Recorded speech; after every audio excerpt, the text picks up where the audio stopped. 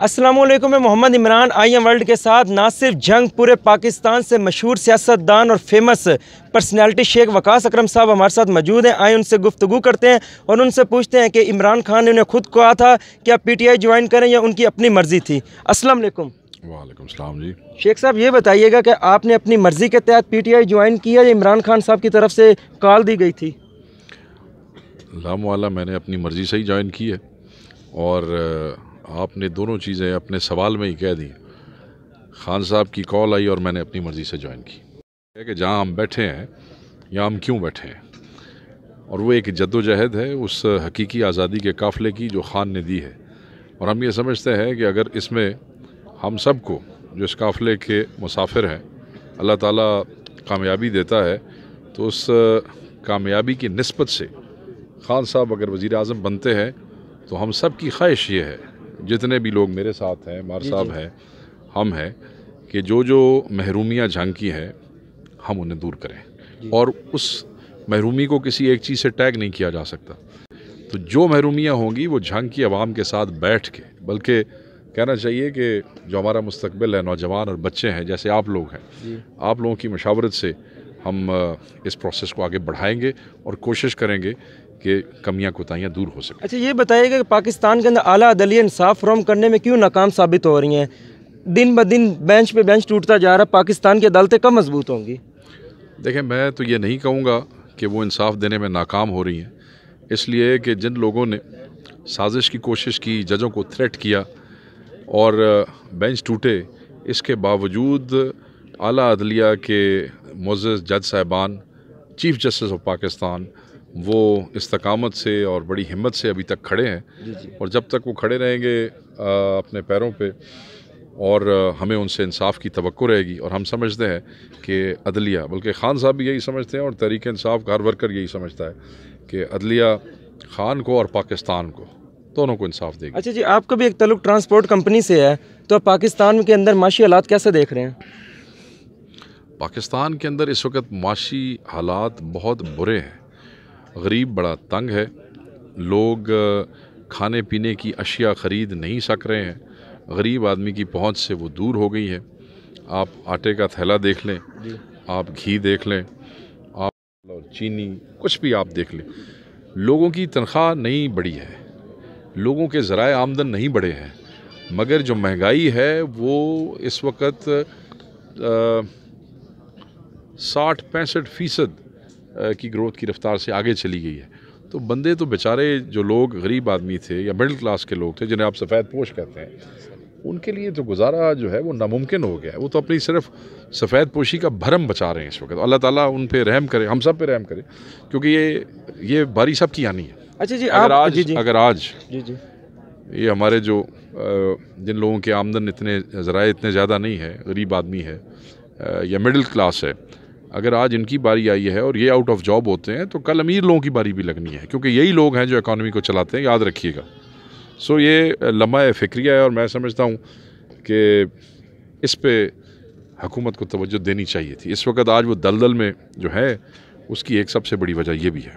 अच्छा ये बताइए कि इमरान खान ने कहा कि 3.5 साल मुझे हुकूमत नहीं करनी दी गई, क्या इस दफ़ा भी अगर इमरान खान सिलेक्ट होते हैं तो उनको ये दबाव का सामना करना पड़ सकता है?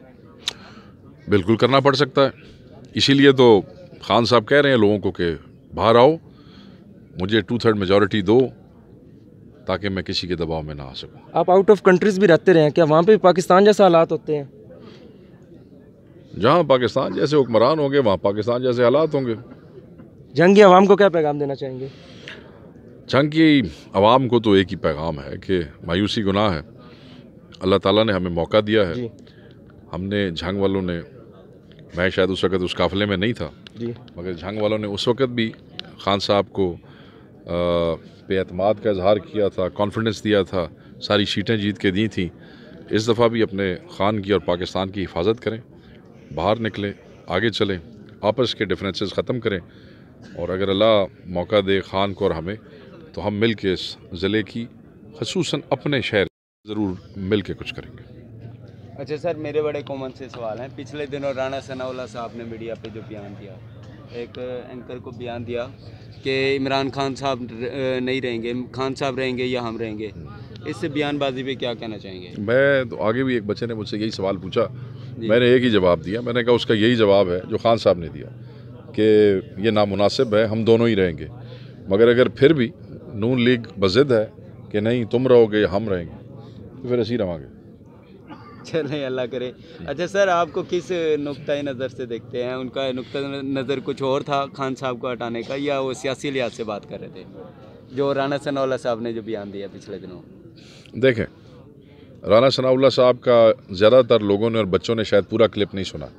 جی جی اس گفتگو سے جب وہ یہ کہہ رہے تھے کہ یا ہم رہیں گے یا آپ رہیں گے، تو اس سے پہلے وہ قتل و غارت کی باتیں کر رہے تھے۔ جی جی اسی کلپ کے اندر اگر کسی نے پورا دیکھا، دونوں صورتوں میں چاہے وہ ان کی جان کے حوالے سے بات کر رہے تھے، چاہے وہ ان کی توڑو اور خود بنکر میں چھپ کے اور بلٹ پروف کنٹینر میں بیٹھ کے تقریر کرتے ہیں، یہ مریم نواز کی بات کر رہا ہوں، اس پہ کیا کہنا چاہیں گے؟ میں اس پہ یہی کہوں گا کہ خان صاحب بنکر میں بالکل نہیں جانا چاہتے تھے، جی جی ضد کر رہے تھے کہ یہ ہم سب کی خواہش تھی کہ وہ بنکر میں جائے اور محفوظ رہیں، کیونکہ محفوظ خان اور محفوظ پاکستان ان کا آپس میں کنیکشن ہے۔ سو یہ خان کی ضد نہیں تھی، یہ ہم پارٹی والوں کی ضد تھی کہ آپ اپنے آپ کو محفوظ کریں۔ اچھا سر، یہ بتائیں کہ آئے دن جو ہے الیکشن ملتوی ہو رہے ہیں، آئے دن کوئی جسٹس صاحب کیس سننے سے معذرت کر لیتے ہیں، بینچ ٹوٹ جاتا ہے، جو الیکشن دن بہ دن ملتوی ہو رہے ہیں، تو اس کو کس نقطۂ نظر سے دیکھ رہے ہیں؟ یہ کیا چل رہا ہے سیاسی طور پہ، اس پہ کیا کہنا چاہیں گے؟ دیکھیں، میں تو تمام جسٹس صاحبان کی عزت کرتا ہوں اور پوری تحریک انصاف تمام عدلیہ کی عزت کرتی ہے اور ان کی رسپیکٹ کرتی ہے۔ عدلیہ یا اس کے فیصلوں کے حوالے سے ہم کوئی بات نہیں کریں گے۔ اچھا یہ بتائیے کہ جو مریم نواز نے کہا پختون دہشت گرد ہیں، تو اس حوالے سے آپ کیا کہنا چاہیں گے؟ میں کہوں گا کہ ان کو بولتے ہوئے احتیاط کرنی چاہیے، کیونکہ پشتون جو ہے وہ اس ملک میں دہشت گردی کا شکار رہے ہیں۔ سب سے زیادہ شہادتیں پختونوں نے دی ہیں، سب سے زیادہ بم دھماکے پشتونوں کے علاقے میں ہوئے ہیں، سب سے زیادہ جو قربانیاں دی ہیں وہ جب وار آن ٹیرر بھی ہو رہی تھی تو پختونوں نے دی ہیں ہمارے لیے۔ تو پختونوں کو دہشت گرد کہنے والوں کو احتیاط کرنی چاہیے، اس ملک کو انٹیگریٹ ہونے دیں، ڈس انٹیگریٹ نہ کریں۔ تو میں نون لیگ والوں کو کہوں گا کہ کسی کو اگر آپ زبردستی لیڈر بنانے کی کوشش کر ہی رہے ہیں تو کم از کم ان کو یہ ضرور بتائیں کہ آپ اس قسم کی ایتھنک جو ڈفرینسز ہیں ان کو پروموٹ نہیں کر سکتے، یہ غلط ہے۔ میں ان کی اس بات کی مذمت کرتا ہوں اور رد کرتا ہوں۔ پشتون ہمارے بھائی ہیں اور پاکستان کی فرنٹ لائن پہ ہیں۔ شیخ یعقوب صاحب کے ساتھ آپ کا ایک سیاسی اختلاف تھا، کیا وہ پی ٹی آئی کے پلیٹ فارم سے ختم ہو جائے گا یا برقرار رہے گا؟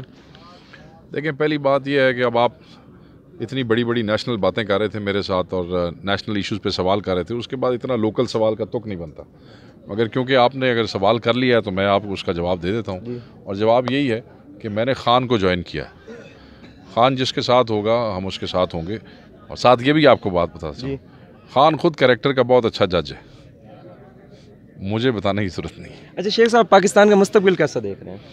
پاکستان کا مستقبل شاندار ہے، روشن ہے، اور یہ جد و جہد ساری اسی مستقبل کے لیے ہو رہی ہے۔ دے رہے ہیں سارے انشاءاللہ تعالیٰ، ان قربانیوں سے نکل کے اللہ ان تمام بچوں کو، ان لوگوں کو کامیابی دے گا تو مستقبل ہمارا روشن ہوگا۔ کیوں روشن نہیں ہو؟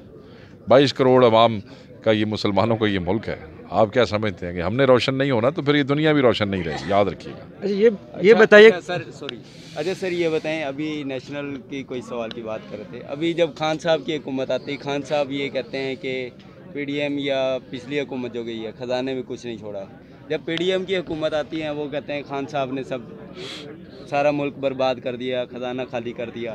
اگر پھر سے پی ٹی آئی کی حکومت آ جاتی ہے تو پھر سے میرا خیال اگر کل کو یہی رونا دھونا ہوتا ہے، خزانے میں کچھ نہیں ہے، پی ڈی ایم ملک تباہ کر گئی، تو آگے کیا لائے عمل ہوگا؟ پھر آئی ایم ایف کے پاس جانا پڑے گا۔ دیکھو میرا چند گل سنو، جی خان صاحب نے گھروں تو پیسے لے کو نہیں آنے، نہ نواز شریف گھروں پیسے لے کے آئے سی، ٹھیک ہے نا؟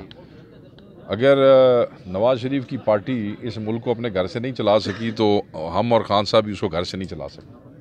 جو کچھ رہی صحیح کسر تھی اس ملک کی اکانومی کی وہ انہوں نے تباہ کر، 150 سے جو پیٹرول ہے وہ آپ دیکھ لیں کہ کہاں چلا گیا، 300 کو ٹچ کر گیا، یہ ہم نے نہیں کیا، ڈالر ٹچ گیا، ہم نے نہیں کیا، کہ یہ آپ کو ایک اور امتحان کا سامنا کرنا پڑے گا۔ یہ مت سمجھیے گا کہ ہم آئیں گے تو اگلے دن ہمارے ساتھ ڈالر آ جائے۔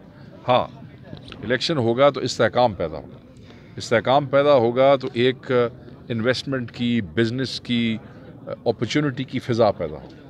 उस फ़िज़ा के अंदर आपका कारोबार, आपकी नौकरियां और आपका जो इकॉनमी की जो इन्वेस्टमेंट है वो फ्लरिश करे।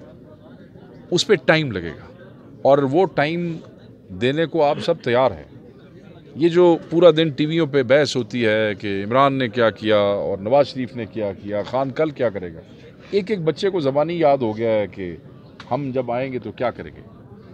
जो खान साहब ने लाहौर वाले जलसे में आपको 10 नुकात बताए हैं, वो इसीलिए तो बताए हैं कि जब वो आएंगे तो नून लीग की ख़राब हुई मीशत को कैसे ठीक करेंगे, उस पर वक्त लगेगा और उसके लिए इलेक्शन बहुत ज़रूरी है। अच्छा शेख साहब, जैसे कि आप कह रहे हैं वो खान साहब ने 10 नुकात बताए हैं। 2014 के अंदर जो शेलिंग की गई इनके धरने के ऊपर, खान साहब की हुकूमत बनी तो उन्होंने माफ़ कर दिया। ਹੁਣ ਵੀ ਦੱਸਦਾ ਜਦੋਂ टाइम आएगा फिर दसांगे। हम सिर्फ एक है पाकिस्तानियों के लिए PDM को क्या पैगाम देना है, वो तो अपने अंजाम तक पहुंचने वाले। पाकिस्तानियों के लिए ये पैगाम है कि इमरान के काफ़िले को ज्वाइन करें। खान का काफ़िला ही पाकिस्तान का काफ़िला है, घरों में ना रहें। खान आपको कॉल देगा, घरों से बाहर निकलें। जो हमारी असल ताकत है तहरीक इंसाफ की, वो घरों में बैठी है। जिस दिन वो ताकत सड़कों पे आ जाएगी, आपके तमाम मुखालिफ और दुश्मन जो है वो चकनाचूर हो जाएंगे। सो तैयार रहे, कॉल आने वाली है। अच्छा शेख साहब, आप हमेशा में दबंग सियासतदान नज़र आए हैं, इस पर्सनैलिटी का और मेंटेनेंस का राज क्या है? राज को राज ही रहने दें आप। पाकिस्तान जिंदाबाद, इमरान खान जिंदाबाद, इमरान खान जिंदाबाद, शेख वकास अकरम जिंदाबाद।